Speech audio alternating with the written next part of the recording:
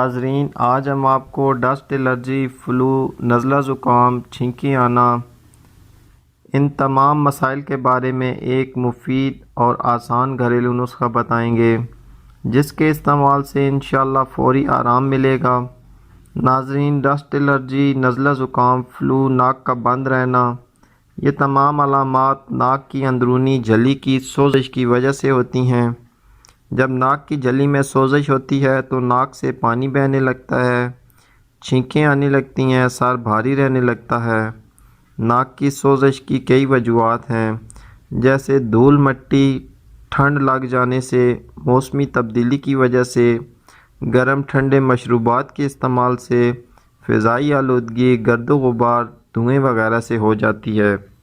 چلتے ہیں نسخے کی طرف، لیکن اس سے پہلے اگر ایک احتیاط اپنا لی جائے تو ہم ناک کی سوزش سے محفوظ رہ سکتے ہیں۔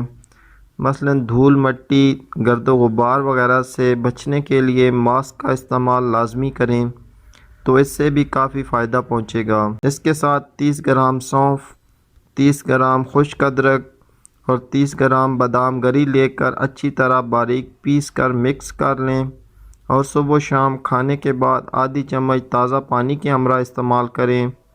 اس کے چند دن کے استعمال سے ہی بہت فائدہ پہنچے گا۔ امید کرتا ہوں آج کی ویڈیو آپ کے لیے فائدہ مند ثابت ہوگی۔ اسی کے ساتھ اجازت چاہتا ہوں۔ اللہ حافظ۔